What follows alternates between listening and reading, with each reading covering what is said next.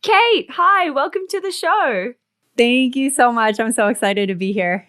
I'm so excited to have you here. How is life in paradise for you today? Oh my goodness, so good. No complaints here. The sun is shining, the sky's super blue. I went out and played tennis for a couple hours this morning, which felt great. Yeah, just living the life here in Puerto Rico. I've never been. I really want to come and check it out. It looks so beautiful.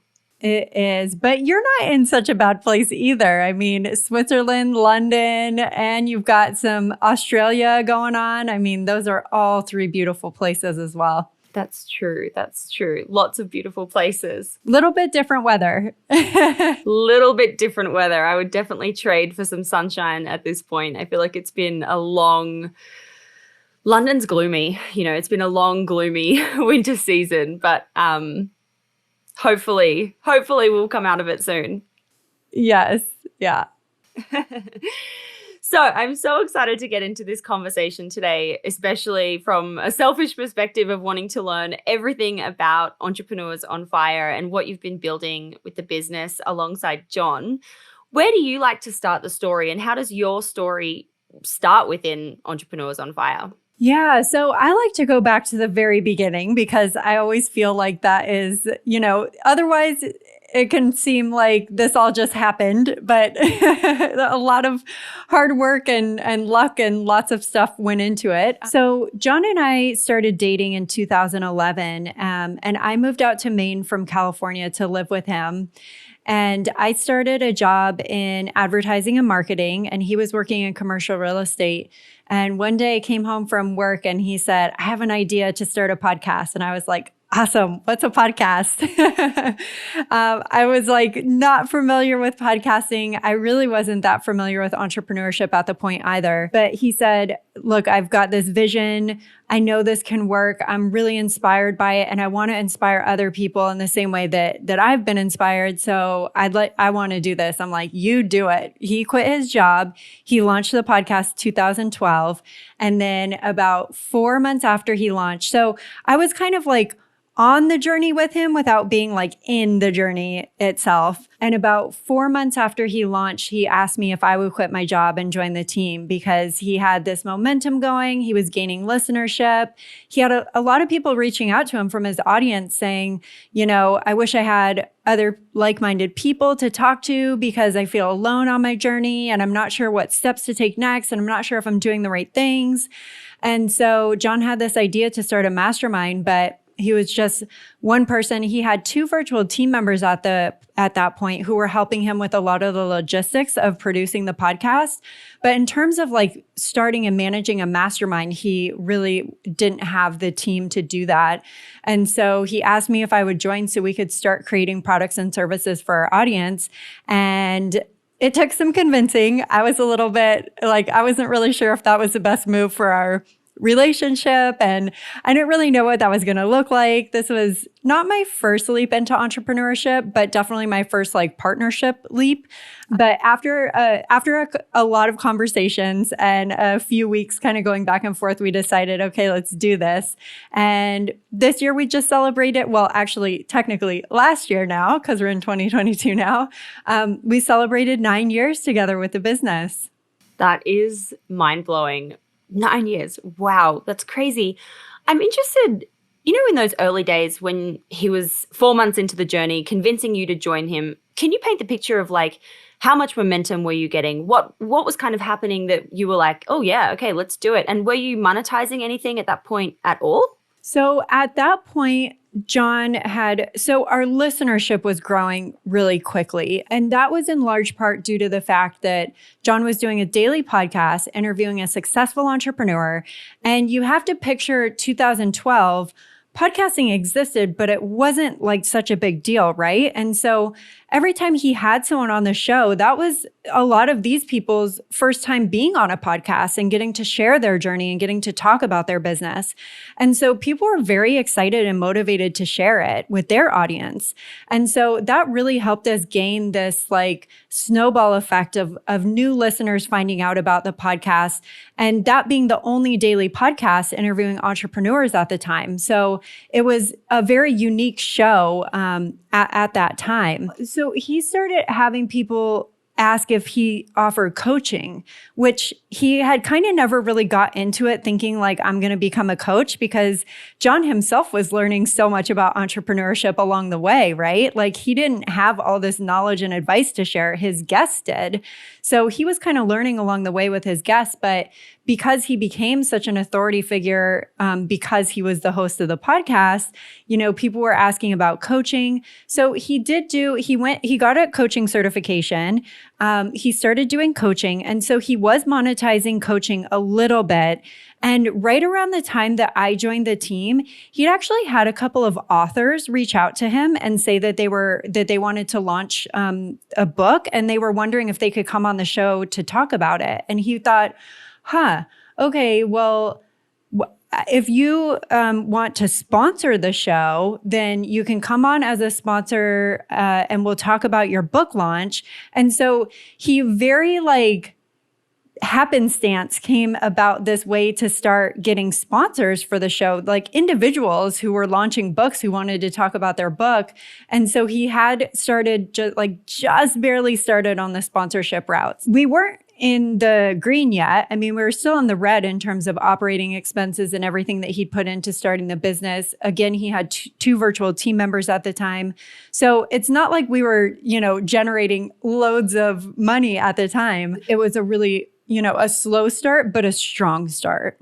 And when did things start to change? Like at what point where was the podcast when it did start to become something where you could go out and, charge really interesting sponsorship packages and deals and things like that? Yeah, I would say as we got later into 2013, 2013 was a big year for us. It's when I joined the team, we launched our first mastermind, and we launched our mastermind with 50 people, but very quickly got up to 100. And that was like, oh my gosh, that's a pie lot. in the sky goal for us. Yes, we thought the exact same thing. So that was because, our listenership was big enough that when John talked about the idea of starting a mastermind on the podcast, and that concept had already been proven, because the only reason he had the idea to do that is because loads of people from the audience were reaching out to him and asking him, where do I go to find like-minded people? How can I surround myself with people who are on the same path as me? And so John thought, well, I can create that space for people. I can be the one to bring people together and create a Facebook group and share the knowledge that I have and help people on their journey. And so in 2013, July, we launched the mastermind. October, we launched our flagship course, Podcasters Paradise, which we're still running today. It's our online podcasting community. And that year, we started taking on sponsors on a more regular basis. Bigger companies started showing interest in sponsoring the podcast. So I would say later into 2013, 2014 is when we started generating pretty consistent revenue and had gotten ourselves out of the red. Yeah, that's amazing. And I love how you guys take the approach of documenting your monthly kind of earnings, where you're spending money, how you're making money, that kind of thing. Could you share a little bit about what your revenue drivers are now, and kind of what's the biggest pieces of the puzzle, and what's kind of, worth pursuing if you're going into that route of online digital products, communities, podcasting, etc.? To your point, we have been documenting our income since the very beginning. We actually have a single income report that's our first 365 days. So kind of everything we talked about, anybody could go back and see that first year. Oh my God, that's so cool. Yeah, the money spent, invested. John hired a mentor. He was a part of a mastermind himself. And then the products and services that I just talked about that we started launching that were generating revenue. Today in the business, our biggest driver of revenue right now is sponsorships. We've been, very lucky to connect with companies who are a great fit for our audience, and we're able to really convert for them. So like ZipRecruiter has been one of our sponsors for years, and they sign on an annual basis to sponsor the podcast. So we have a lot of recurring, like really solid relationships that we've been building with sponsors for years.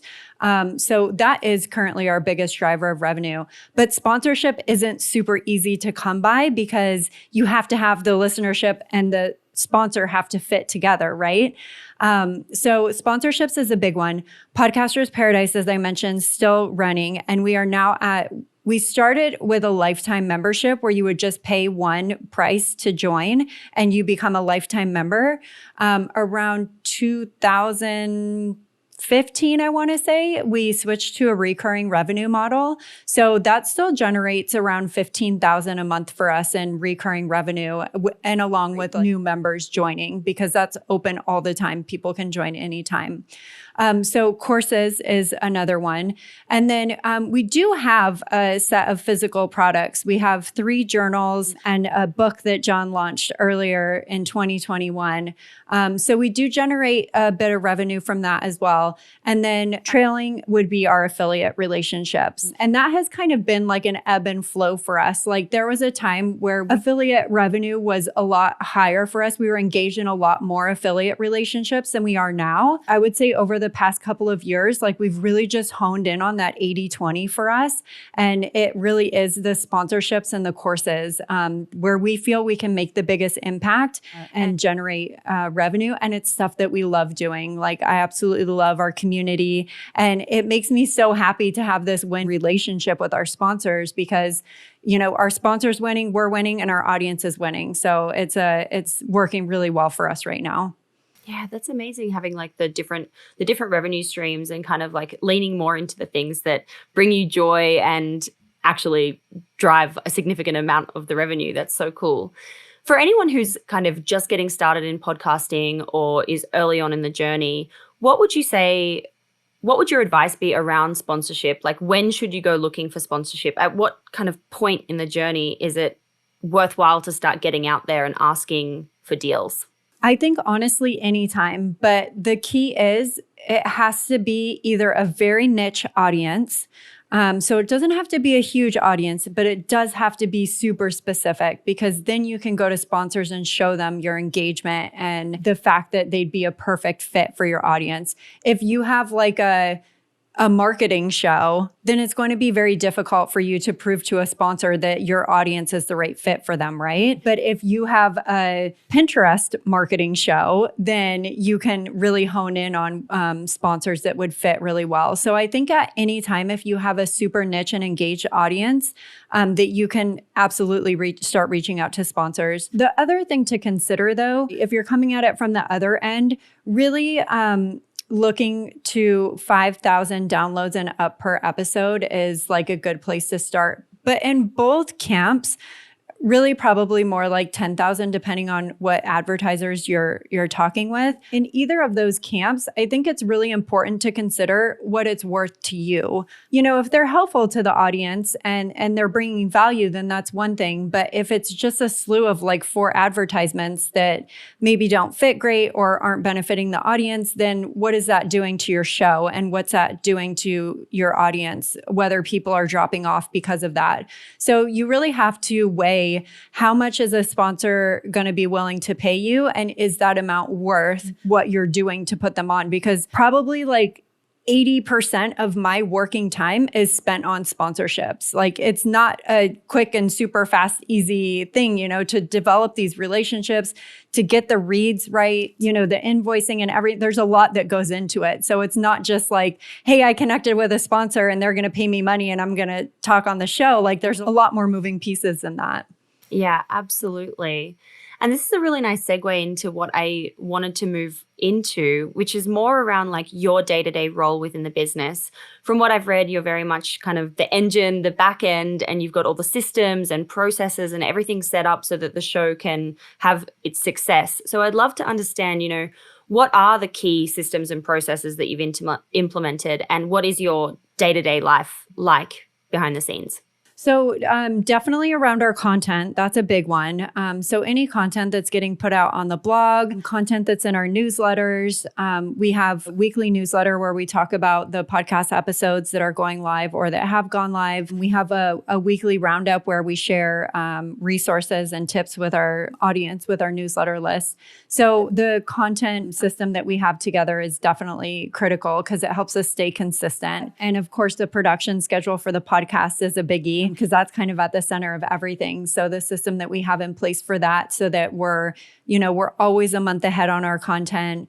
We're never at a loss or up against a wall for publishing or anything like that, which creates a lot of space and a lot of bandwidth to be able to spend more time working on growth things for the business. And we have a very tight system for our sponsorships, like how we reach out to, I think it was in November, we had like 17 different sponsors. So the amount of communication and back and forth that happens on an ongoing basis with sponsors is we have a tight system going for that as well. Definitely for our community as well. So for Podcasters Paradise, that's probably our biggest, most engaged community that we have. And then we also have a Facebook community around our journals and the book. And so those two communities, putting time into that every single day is also kind of a system that we have down to make sure that we're present. I mean, on a day-to-day basis, for me, a lot of it's looking like I have a sort of flow that I go through in the morning. I use Asana for my task and project management, which I really love the system. It's very super simple. And so everything that I have to do in a given day is in Asana and it's dated. So I can just go to my Asana, see exactly what I have on my plate for the day. And usually that consists of doing a sweep on social media. So spending time in each of our groups, checking my calendar for anything that I have scheduled, like an interview like this, and then making sure that I'm getting to any communications, my inbox, sponsorships, most of the community related like to-dos in terms of, somebody's having an issue getting into the membership site or they need to change their password, their billing, all that kind of stuff. My VA handles that, but it's still routing it to the correct place. So just making sure things are being routed correctly. So I would say systems for content, system for the podcast, system for sponsorship, system for team, and system for our community are probably like the top. Oh my gosh, you're like the ultimate operator implementer. This is blowing my mind how much you do. It's 9 years in the making. 9 years in the making, and you've got it down to a fine art, it sounds like. Do you have just one VA, like between the both of you, or like how big's the team outside of you two? So we have three VAs. One is John's dedicated assistant. One is my dedicated assistant. And then we have one who's helping us with the podcast. And also he manages our PPC on Amazon for our journals. Oh, okay. Right. Got it. That's so interesting. Wow. It's a tight ship around there. Yeah. Gosh, you guys do so much. That's crazy. I'd love to talk a little bit about, you mentioned before, when it comes to growth, what you need to do. What are the biggest kind of needle movers that you've seen in the last 12 months, or what are you focusing on for this upcoming year when it comes to growth? And actually, second part of the question is, how have you grown over the 9 years? Like, what do you attribute your success to? Yeah. So I would say in terms of over the last 9 years, something that I'm really big on and that I'm careful to focus on whenever I'm doing interviews and talking about the growth of our business is that nothing that we ever created was created simultaneously. And what I mean by that is we were never, launching a community and also launching a book and also creating a journal. Like everything was done on its own. Total focus on that, making sure that everything was, tight, launching that, working out any kinks, creating a system for it, and then we could focus on other things. So I think a lot of the times, we have so many opportunities. There's a lot of opportunities, right? There's a lot of great platforms, online courses, sponsorships for your podcast. Like there's any number of things that we could be focusing on at any given time. But I think it's really important that you focus on one of those to get it going and get it up and running, to prove it, to prove the concept of it, then to improve the way that it works. And once it's functioning and you can create a a system around it to help save you time when you do that thing, then you can focus on the next thing. So I really attribute a massive portion of our growth to that mentality of not trying to do, 5 things at once, always focusing on one at a time. So as I mentioned, we first launched the mastermind community. We focused on that mastermind community. We got it up and running. We got all the members in there. We made sure it was working really well. We put a system around it so that everyone on our team knew their roles as it related to the mastermind. And then once we had all that set up, then we launched Podcasters Paradise and we started creating that. I think that's really important for ongoing growth. Otherwise, you just burn out or you get overwhelmed or you're doing too many things in too many different directions. So none of them really work. Mm-hmm. And there's clutter. Yes. Yeah, absolutely. Brain clutter. Oh, yeah. And frustration and, feeling like you're not making progress. I mean, it's just a recipe for disaster. And it's not easy. It is not easy when you have a lot of opportunities and a lot of things that you're interested in to be able to focus on just one. But I really believe that that's what it takes. So that's how we've gotten so much growth. And then I would say in terms of future growth, this is another thing that I love to focus on because it took me and us, John and I, a long time to realize that we were creating a business that we were not up for. So around 2018, we had probably 7 or 8 contractors that we had on retainer. We had 5 people on the team plus us. And we were just creating more, launching more, doing more.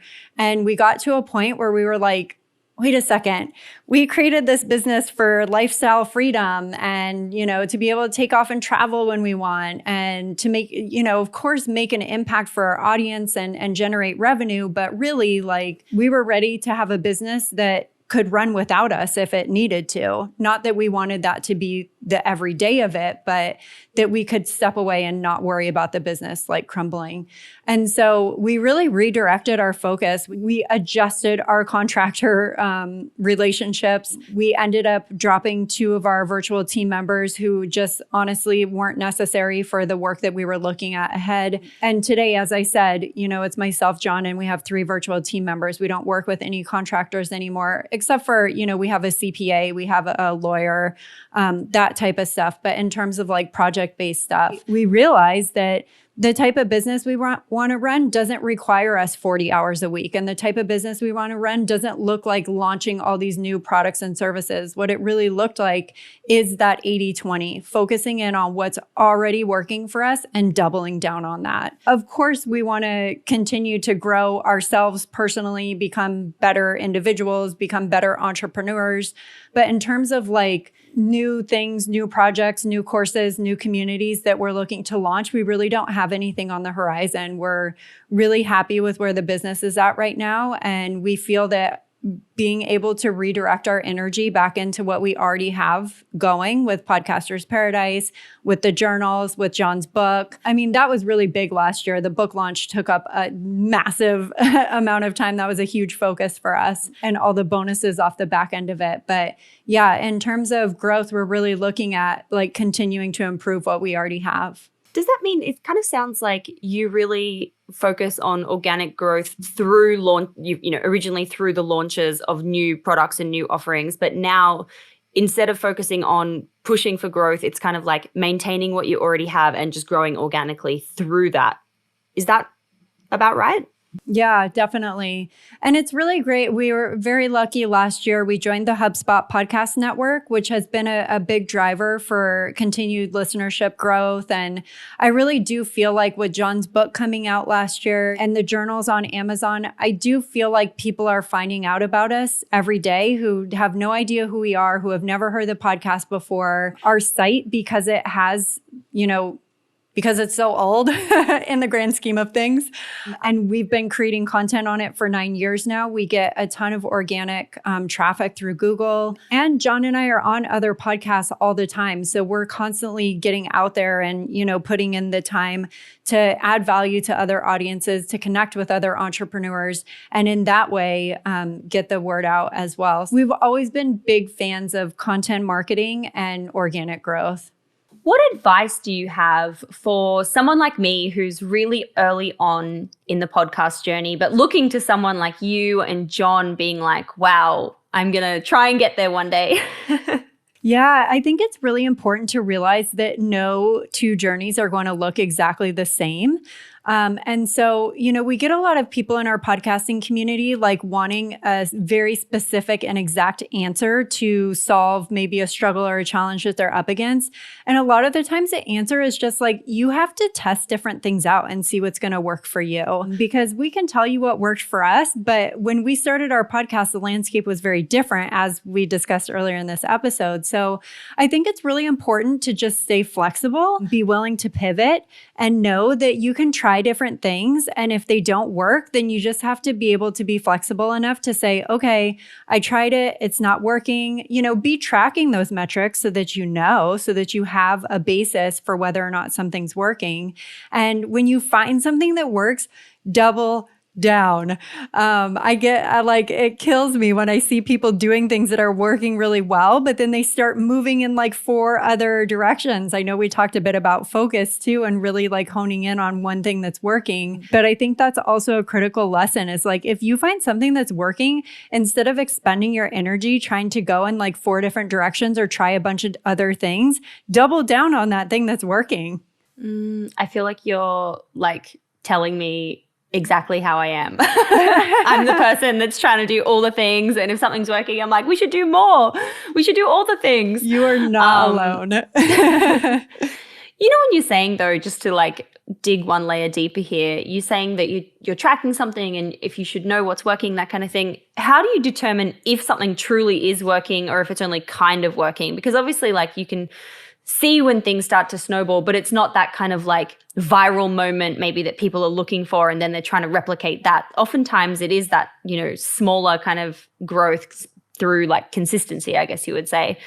How can you actually determine whether you should double down on the thing? I think having a clear picture of what success is for you is really important. And it has to be realistic, right? Because to your point, you can go for like this virality and these crazy stats that are, very unique. That's not a lot of people get like these huge jumps in downloads or whatever it might be. So it has to be a realistic goal for you.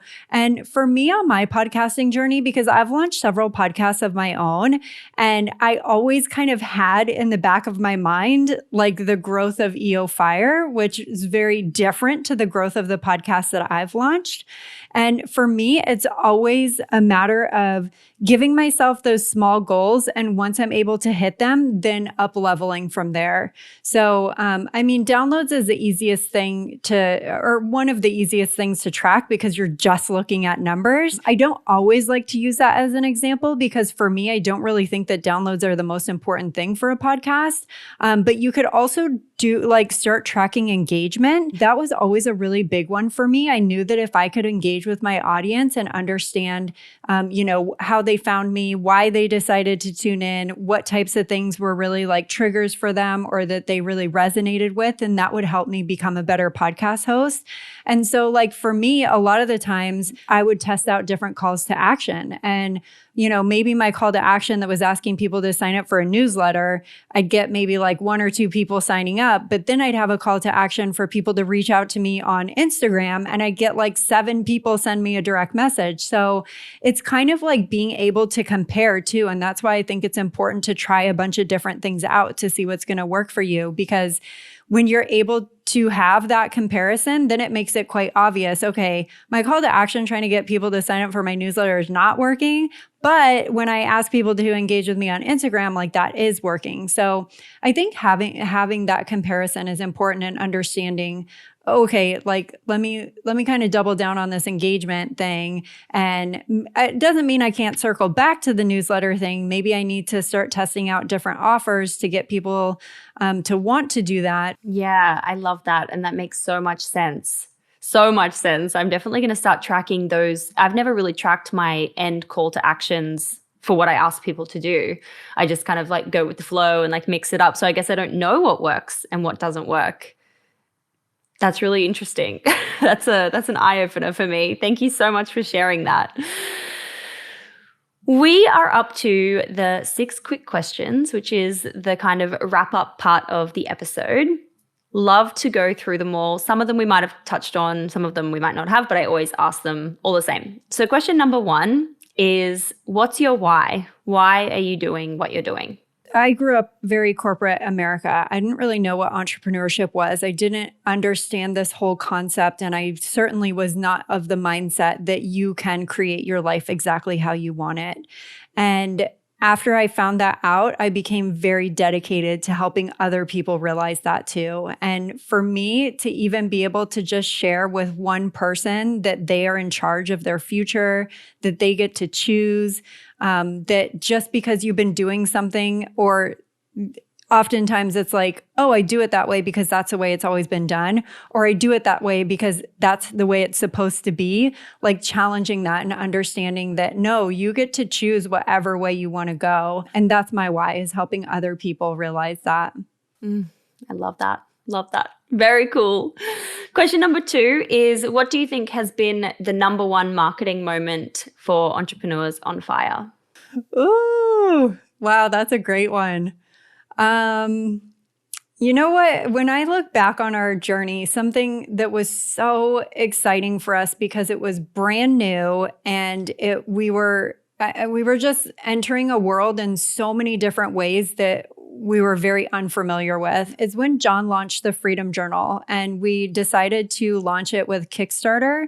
And that whole process of creating a physical product, which was the first time we'd ever done that. We'd never marketed a physical product. We'd never used Kickstarter before. And that whole campaign, we reached out to, those people that we'd connected with on our journey up to that point. And the marketing campaign that was put together purely from the incredible relationships that we had built through the podcast, it was really reaching out to past interviewees. So it all went back to the podcast, but it was really incredible to see we hit our goal within the first day on Kickstarter, and we went on to generate, it was a really special moment. I'm so grateful that we treated it like a true launch too. Like, we did an in-person launch party. We were living in San Diego at the time, so we had a bunch of people come out and celebrate with us. We had like the Kickstarter page up on a screen, so everyone was watching like as we hit our goal. And it was a really cool moment, to be diving into something brand new and to have those people around us supporting us. That was a really special moment. Gosh, that sounds amazing. And how much did you generate in the end? I cut you off a second ago. No, yeah, we ended up getting to $453,000 on Kickstarter. Oh my God, that's crazy. Wow. Yeah, it totally blew our minds. That is amazing. Wow. Question number 3 is, what's your go-to business resource outside of your own resources, obviously, when it comes to book, podcast, or newsletter? I love Essentialism by Greg McKeown. It's an incredible time management book for anyone who feels like they kind of struggle with like focus or staying present in their work. Essentialism by Greg McKeown. My hand is up. Yeah. I'm also a huge fan of T. Harv Eker's Secrets of the Millionaire Mind. That was a really big like money mindset shift book for me. It's definitely one of my go-tos. And for a newsletter, I love James Clear. James Clear is big in like the habit space. And he has a 3-2-1 newsletter, he calls it. It's a weekly newsletter. It's one of my favorites to receive. So if you're not opted in for that, I highly recommend it.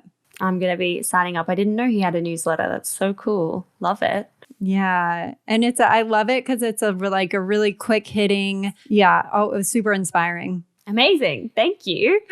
Question number 4 is, how do you win the day? What are your AM or PM habits, as we've just been speaking about, that help you kick your goals? Yeah, definitely. The night before, I'm always kind of preparing myself mentally for what my next day looks like. So I'm never starting my day like not knowing or being prepared for what's ahead of me. I do that the night before, which I find incredibly helpful because that way when I get to my work time in the morning, I'm able to dive straight in rather than like sitting there and trying to wrap my mind around what I have going on that day.